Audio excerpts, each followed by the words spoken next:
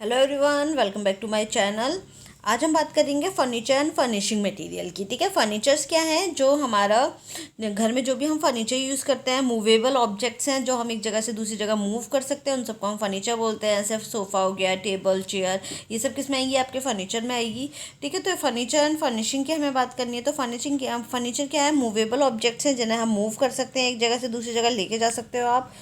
Support human activity है, हमारी daily life की एक्टिविटीज़ को सपोर्ट करते हैं। ठीक है, जैसे आपका स्लीपिंग हो गया, सिटिंग हो गया, इन सब चीज़ों को ये सपोर्ट करते हैं। आपको बैठने के लिए सोफ़ा चाहिए, आप उसमें बैठ सकते हो फर्नीचर में। ठीक है, और जो फर्निशिंग आइटम है वो आपके डेकोरेशन का काम करते हैं। ठीक है, फर्नीचर फिनिशिंग में यही आपके सपोर्ट भी करते हैं और डेकोरेशन का काम भी करते हैं। ठीक है, फिर इसमें है आपका बहुत बड़ा टॉपिक नहीं है, छोटा सा टॉपिक है ये, factor affecting the selection of furniture. ठीक है, फर्नीचर के सिलेक्शन को आपको क्या क्या फैक्टर जो है वो अफेक्ट करते हैं। मान लो आप मार्केट में फर्नीचर लेने जा रहे हो तो आपको क्या क्या चीज़ें सोचनी पड़ेंगी। सबसे पहले तो आप कंफर्ट देखोगे कि फर्नीचर कंफर्ट कितना है। ठीक है, वेट देखोगे, हाइट देखोगे और यूटिलिटी देखोगे, आप उसे किस तरीके से इस्तेमाल करोगे। ठीक है, तो ये सब चीज़ें आपके फैक्टर्स हैं। आपने देखा होगा आजकल जो बहुत अच्छी अच्छी कंपनीज इस तरीके के फर्नीचर बना रही हैं कि वो इतना आसान है, आसानी से आप उन्हें एक जगह से दूसरी जगह बड़े बड़े बेड्स को भी आसानी से मूव कर सकते हो। इसके अलावा फोल्डेबल फर्नीचर आ रहे हैं जिन्हें आप आसानी से फोल्ड कर सकते हो। पैकिंग आएंगी तो बिल्कुल फोल्ड करके आते हैं, बड़ा बेड बिल्कुल छोटे से डब्बे में आ जाएगा और फिर आपको उसके पार्ट्स असेंबल करके छोटे छोटे बहुत आसानी से वो असेंबल हो जाते हैं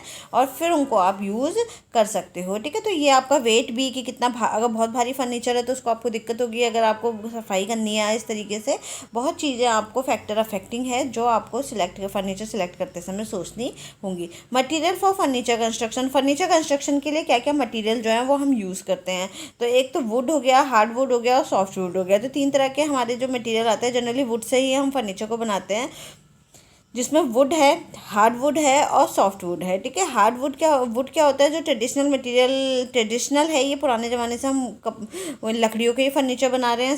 साथ में मटेरियल है, ट्रेडिशनल मटेरियल है और मोर यूज़, इसको हम ज़्यादा यूज़ करते हैं। ठीक है, वुड को, हार्ड वुड हम कहाँ यूज़ करते हैं? जो हैवी एंड हार्ड वुड होता है।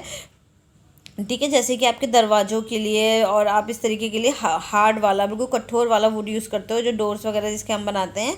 ठीक है, तो वो हार्ड वुड हो गया और मजबूत होता है ये और डार्क कलर का होता है ये। ठीक है, हैवी है, हार्ड है, मजबूत है, डार्क कलर का होता है आपका हार्ड वुड। ठीक है, और सॉफ्ट वुड क्या होगा? सॉफ्ट वुड होगा आपका लाइट एंड सॉफ्ट होता है, लाइट इन कलर। ठीक है, और कलर में इसका थोड़ा कलर जो होगा लाइट शेड का होगा। ठीक है, तो ये क्या है? ये आपका सॉफ्ट वुड होते हैं। सॉफ्ट वुड आपके सिंपल जो काम करने के लिए, जो ज़्यादा मजबूत चीज़ें नहीं है उसके लिए आप यूज़ कर सकते हो, जैसे मंदिर बनाने के लिए, इन चीज़ों के लिए जहाँ पे आपको ज़्यादा मजबूत फर्नीचर की ज़रूरत नहीं है, वहाँ आप सॉफ्ट वुड जो है यूज़ कर सकते हो। ठीक है, इसके बाद आपका विंडो ट्रीटमेंट है। ठीक है, ये तो फर्नीचर के बारे में था ये सब। ठीक है, फिर है आप, इसके बाद आएगा विंडो ट्रीटमेंट। विंडो ट्रीटमेंट के लिए हम क्या क्या चीज़ें यूज़ करते हैं? जैसे सॉफ्ट विंडो ट्रीटमेंट हो गया और हार्ड विंडो ट्रीटमेंट हो गया। विंडो ट्रीटमेंट मतलब जो आपकी विंडो है, जो उसको आप किस तरीके से उसमें क्या क्या चीज़ें आप यूज़ कर रहे हो विंडो को डेकोरेट करने के लिए, उसे सही बनाने के लिए। तो विंडो ट्रीटमेंट में आपके एक तो सॉफ्ट विंडो ट्रीटमेंट हो गया। सॉफ्ट विंडो ट्रीटमेंट क्या हो गया? जैसे कर्टेन हो गए, ड्रेपरीज हो गई, जो कर्टेन के ऊपर आप डेकोरेशन के लिए लटका देते हो, तो वो सब चीज़ें आपकी किस में आएंगी? सॉफ्ट विंडो में आएंगी। पर्दे वगैरह जो हैं, पर्दे हो गए, अलग अलग तरीके के पर्दे हैं, आप विंडोज़ को डेकोरेट करने के लिए ड्रेपरीज यूज़ कर रहे हो।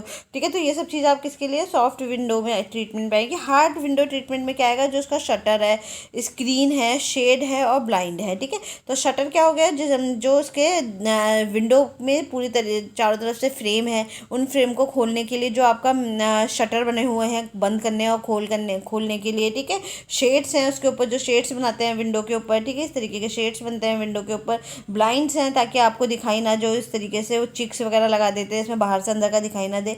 तो ये सब क्या है? ये आपके विंडो ट्रीटमेंट में यूज़ आएंगे, आपके हार्ड वाले। ठीक है, तो दो तरह के हो गए। सॉफ्ट विंडो ट्रीटमेंट में आपका जो सॉफ्ट चीज़ें हैं, जैसे कपड़ा वगैरह से आप बना रहे हो, सॉफ्ट चीज़ों से कर्टेन वगैरह, और जो हार्ड चीज़ें हैं जैसे लकड़ी की आपने बनाई है, मिरर के आप शीशों के आप शटर्स बना रहे हो, शीशों के आपने वो दरवाजे बनाए हैं विंडो के। ठीक है, जो खिड़की के दरवाजे बनते हैं। ठीक है, तो वो सब आपके किस में आएंगे? वो आपके हार्ड विंडो ट्रीटमेंट में आएंगे। ठीक है, इसके बाद नेक्स्ट है एर्गोनॉमिक्स डिज़ाइन ऑफ फर्नीचर।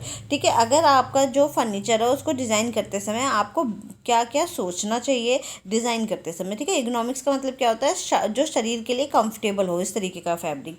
तो पीपल्स के अकॉर्डिंग आपको फर्नीचर डिज़ाइन करना चाहिए कि जिस तरीके से आपकी जैसे हाइट है लोगों की, जिसके लिए आप फर्नीचर बना रहे हो उसकी हाइट कितनी है, उसका वेट कितना है, उसकी जो एल्बो हाइट है वो कितनी है, उसकी कोहनी तक की हाइट कितनी आ रही है। तो ये सब चीज़ें आपको देखनी है।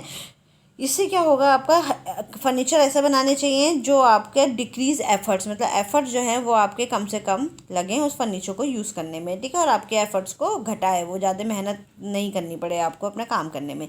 इस तरीके का फर्नीचर आपको बनाना चाहिए। मसल्स रेस्ट, आपकी जो मसल्स हैं, जो आपके मसल्स हैं उनको क्या मिले, आराम मिले। आप इस तरीके का फर्नीचर हो कि आप कंफर्टेबली सुकून से अपना काम कर सको, ठीक है। इसके बाद नेक्स्ट है फर्निशिंग मटेरियल में है रूम को डेकोर करने के लिए इस्तेमाल करते हैं। फर्निशिंग मटेरियल में आपका क्या क्या आएगा, जो भी चीज़ें आप डेकोर करने के लिए यूज़ कर रहे हो, जैसे कि कर्टेन हो गए, रग्स हो गए, कारपेट हो गया, मैट्स हो गया। फर्नीचर तो हार्ड चीज़ों का बन रहा है हमारा, ठीक है। फर्नीचर किसका बन रहा है, जो भी हार्ड चीज़ें हैं, ठीक है। और ये जो चीज़ें हैं जो फर्निशिंग मटीरियल है, जो हार्ड चीज़ें नहीं हैं और जिनको हम क्या कर रहे हैं, घर को डेकोरेट करने के लिए यूज़ कर रहे हैं। जैसे कि कारपेट हो गया, आप कारपेट बिछाते हो नीचे अपने टेबल के नीचे, तो वो किस में आएगा, वो आपका फर्निशिंग मटीरियल में आएगा, ठीक है। कर्टेन हो गए, रग्स हो गए, कारपेट हो गए, मैट्स हो गए, ये सब आपके किस में आएंगे, ये आपके फर्निशिंग मटेरियल में आएंगे, ठीक है। इसमें लाइट एंड इट्स इफेक्ट है, इसका अगर आप देखो तो ये अलग टॉपिक है एक तरीके से देखा जाए तो। लाइट्स एंड इट्स इफेक्ट है, तो ये आपका दो तरह की लाइट्स होती हैं।